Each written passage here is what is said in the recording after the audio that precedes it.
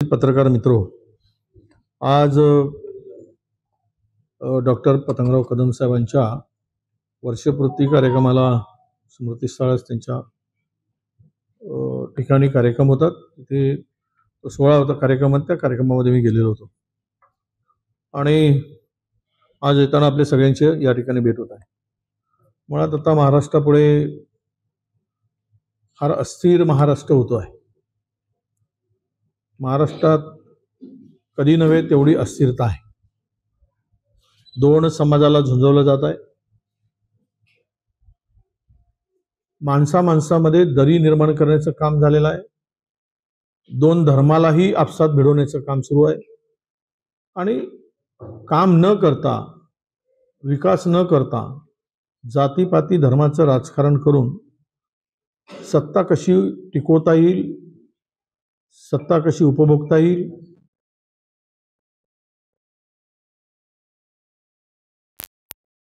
रस्त्यावर येण्याची पाळीच येणार नाही, अशा प्रकारचं धूर्तपणे षडयंत्र महाराष्ट्रात सत्ताधाऱ्यांच्याकडून सुरू आहे.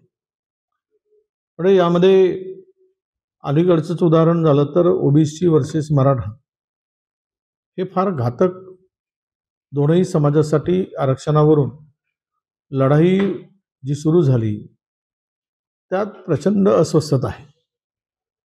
खरं तर हा दोनही समाज एकेकाळी किंवा अलीकडे मागच्या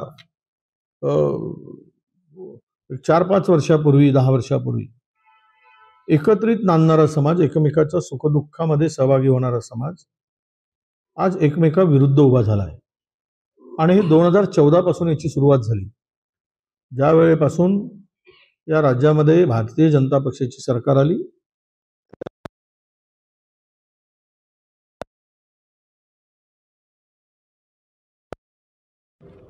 राज्य खड्ड्यात घालण्याचं काम तर सुरूच आहे. राज्याला कर्जबाजारी करून ठेवलं आहे. 10,41,000 कोटीचं कर्ज राज्यावर आहे. राज्यातील कुठलीही कामं विकासाची सुरू करण्यासाठी कंत्राटदार तयार नाही. कंत्राटदारांचे फार मोठ्या प्रमाणामध्ये थकबाकी आहे, देणे आहे. काल परवाच 38 कोटी रुपये कंत्राटदारांचं बिल दिलं नाही म्हणून मुख्यमंत्र्यांच्या जिल्ह्यात एका कंत्राटदाराने आत्महत्या केली. आतापर्यंत 3 कंत्राटदारांनी आत्महत्या केली. ज्या भागात मुख्यमंत्री असतात त्या भागात सर्वाधिक शेतकऱ्यांची आत्महत्या होत आहे. खरं तर या सगळ्यामध्ये शेतकरी अडचणीत आहे. शेतकऱ्यांना या संकटामध्ये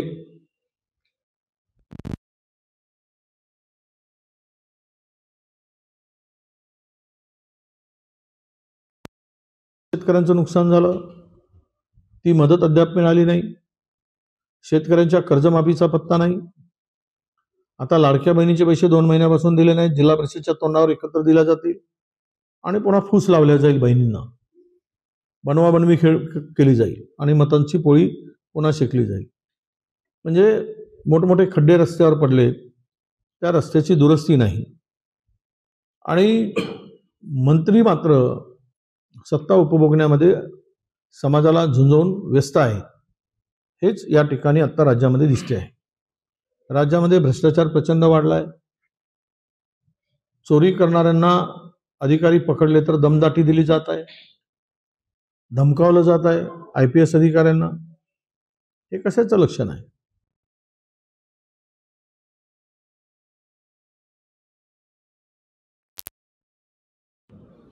हे केवळ महाराष्ट्र उद्ध्वस्त करायला निघाले असं आमचं स्पष्ट आरोप. याचं कारण असं आहे की महाराष्ट्रातील सामाजिक सलोखा पूर्णतः उद्ध्वस्त केला गेला आहे. ज्यावेळेस सामाजिक सलोखा बिघडतो त्यावेळेस राज्य प्रगतीकडे जाऊ शकत नाही, तर अधोगतीकडे जातो. जो काही काल परवा GR काढला त्यामध्ये ओबीसी समाजामध्येही फार मोठा संभ्रम आहे. एकीकडे माझा DNA ओबीसी मध्ये सांगायचं आणि ओबीसीच्या पाठीमध्ये खंबीर घोषवायचं, हे मुख्यमंत्र्यांच्याकडून होत आहे. ते म्हणतात की मराठ्यांच्या हक्काचं देणार, ओबीसीला वाऱ्यावर सोडणार नाही. आता मला एक सांगा, घरात 2 जनावर पोसतो तर एकाला चारा दिला की दुसरा उपाशी राहणारच ना. एकाच्या वाट्याचं काढून दुसऱ्या पण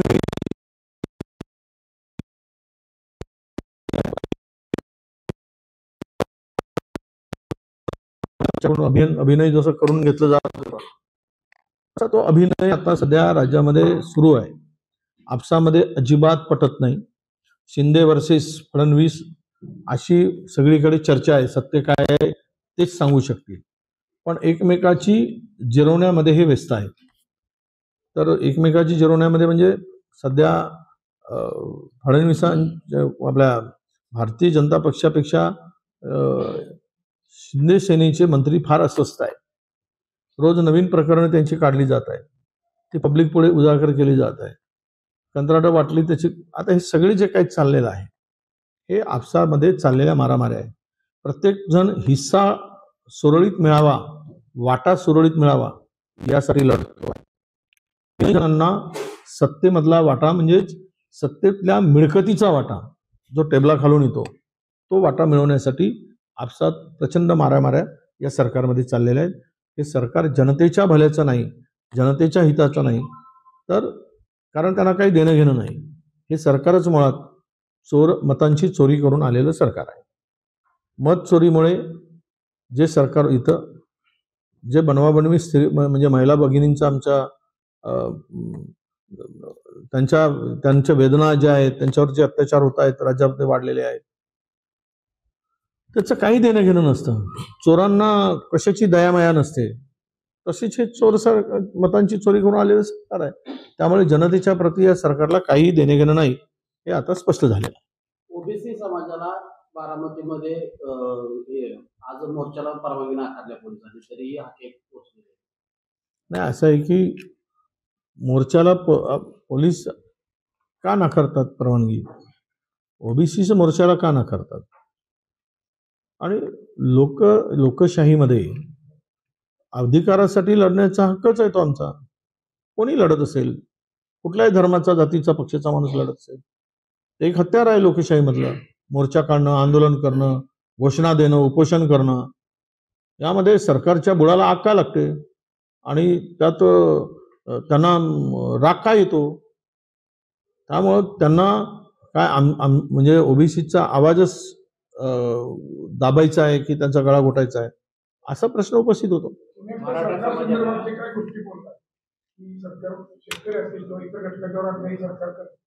या सगळ्या विषयावरती काँग्रेस म्हणून माध्यमांमध्ये बोलून हे प्रश्न सुटणार नाही. लोकांसाठी लोकांच्या मध्ये उतरून तुम्ही हे प्रश्न सोडवण्याचा प्रयत्न का करता? तुम्हीच दाखवत नाही. आम्ही उतरतो त्यावेळेस. तुम्ही तुमच्या ठिकाणी असलीकडे लिहून ठेवला आहे, 1 तासातून विरोधी पक्षाला 3 मिनिटच दाखवायचं. तुम्हाला आदेश आहेत की मला माहित नाही, पण चॅनलच्या लोकांना सगळ्यांना मालकांना आदेश आहेत. आता आम्ही किती मोर्चा आणि आंदोलन, काल परवा मोर्चात आम्ही 10,000 लोक होती, 2 मिनिटाची क्लिप नाही दाखवली. लोकशाही संपवण्याचंच आहे. तुम्ही चौथा स्तंभ जे आहे हा निपक्ष कुठे वागताना आम्हाला दिसतोय. अर्थात काही ते तुमचा त्यात दोष नाही, तुमचा त्यात दोष नाही. कारण आता 29 चॅनल अदानीचे झालेत, 19 चॅनल अंबानीचे झालेत. पूर्वी हे चॅनल सर्वसामान्य या चॅनलचा वापर जनतेच्या हितासाठी, जनतेच्या हक्कासाठी, त्यांचे प्रश्न मांडण्यासाठी होता. आता भूमिकाच बदलली आहे. नाही नाही मी नाही नाही त्याचं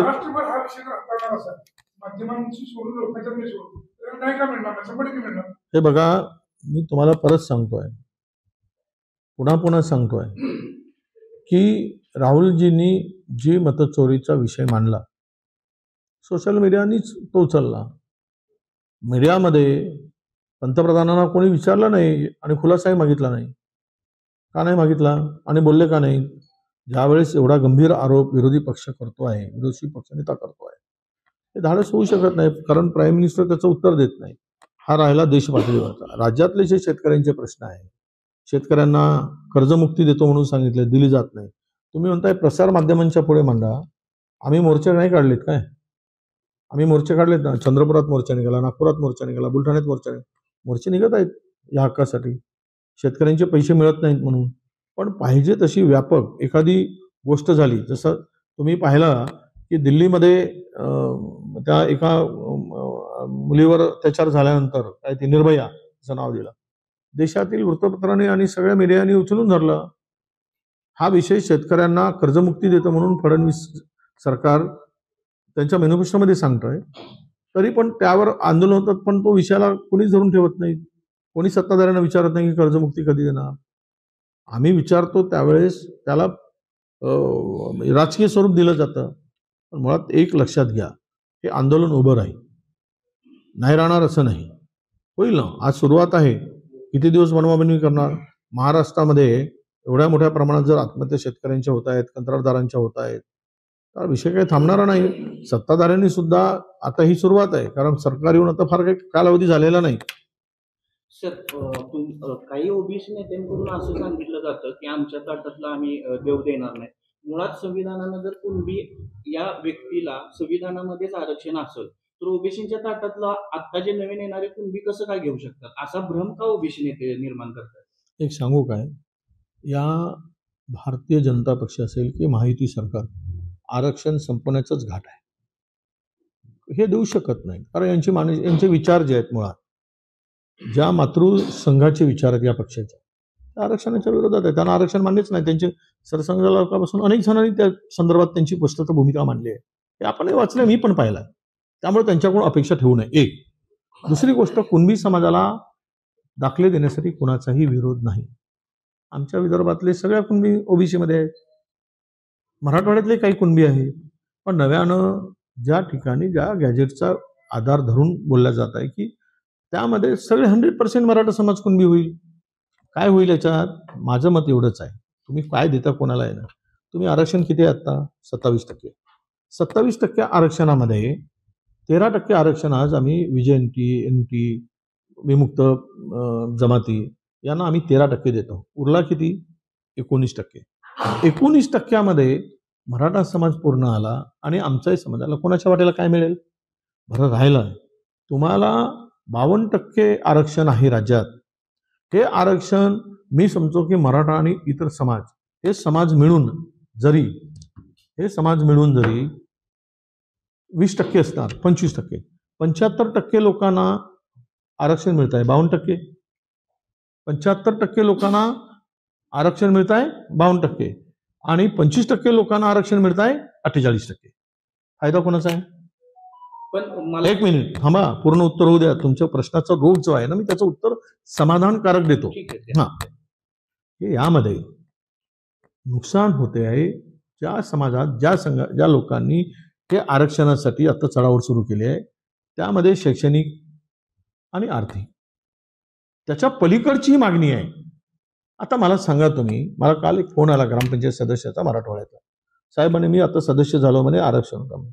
आता आमच्या गावातून जवळपास 150 समाजाचे लोक कुणबी समाजाचं प्रमाणपत्र भेटलं. आता मी निवडूनच येऊ शकत नाही म्हणे. माझं संपलं म्हणे राजकारण, माझं आयुष्य संपलं म्हणे राजकीय. हा विषय तिथे येतो आहे. म्हणून आरक्षण देत असताना आमची राहुलजी गांधी जे म्हणतात, तुम्ही हे कॅप वाढवा ना 50%च्या वरची आणि त्यांना विशिष्ट आरक्षण देऊन टाका, संपला ना विषय. कशाला करायचं? त्याला जिसकी जितनी संख्या भारी उसकी उतनी साहेब, मला काय निषेध आहे. म्हणायचं आहे, ऐका ना, आता विषय साहेब, एकच मिनिट एवढं संपवतो. मला एक सांगा, जर इतर समाजामध्ये जर काही प्रवर्गामध्ये लोक गरीब असतील तर मराठा समाजामध्ये गरीब समाज नाहीये का? मी कुठं नाही म्हणतो, कुटुंबीय नाहीये. मी कुठं नाही तुम्ही म्हणतो. असं कसं बघा, तुम्ही जे म्हणताय ना, मी असं कसं म्हणत नाही. ऐका ना, असं तुमचा कसं- बोलण्याचा अर्थ कळला, मी असं तसं नाही म्हणताय. 10% ईडब्ल्यूएसचा दिलाय, पण तो कोर्टात टिकत नाही ना सर. आता सुरू आहे ना, सर कोर्टात सेंट्रल गव्हर्नमेंटने दिला ना. ते 10% किंवा जे मागे दिलेले आरक्षण आहे, तुमचं सरकार असताना असेल किंवा फडणवीस साहेबांचं सरकार, त्यामुळं ते टिकत की नाही. तुम्ही जर पूर्णच ओबीसी, मला तर असं वाटतंय की मी ओबीसी समाजाला आव्हान करणार आहे, तुम्ही जनरल मध्ये या, आम्हाला जनरल मध्ये ढकला, आम्हाला त्याच्यात फायदा आहे. स्टेटमेंट हा. सर व्यासपीठावरच नका. होईल ना, करेल ना, मी करेल. मी आता 8 तारखेला बैठक बोलवली आहे. कुणबी समाजाला दाखला देण्यासाठी कोणाची विरोध नाही, आम्ही विरोध केलेला नाही. पुन्हा सांगतो, माझ्या तोंडी जबरदस्तीनं घालायचं नाही. मी माझा विरोध नाही. पण त्या गॅजेटचा आधार घेऊन एवढे काय म्हटलं, त्या गॅजेटमध्ये इतके कुणबी, इतके मराठा, मी कसं ओळखू? कोण सरकार ओळखणार आहे कोण कुणबी त्यातले कोण आहे? काय कसं ओळखणार सांगा तुम्ही? त्यामुळं या संदर्भात जो निर्णय आज सरकार म्हणून जी आर काढला, ह्या तरी मराठ्याच्या फायद्याचा आहे काय? त्यांची फसवणूक करताय, आमची फसवणूक करताय. चला, एक प्रश्न आहे. मुख्यमंत्री देवेंद्र फडणवीस यांनी ओबीसी आरक्षण उपसमिती आता स्थापन केली. बरं, विरोधी पक्षांना त्यांनी विश्वासात घेतलं का? आणि तुमची भूमिका काय काँग्रेस म्हणून? हे बघा, मराठा समाजाची उपसमिती स्थापन होऊन किती वर्ष झालेत, काय नाही मिळाला, संघर्ष थांबला, प्रश्न सुटलेत, हे याच समितीचं होणार आहे, दुसरं काय होणार आहे? त्यामुळे ह्याच्यात कोण काय फायदा होईल हे आम्हाला तर विश्वासात घेतलंच नाही, पण चूप करण्यासाठी केलेलं हे सोंग आहे.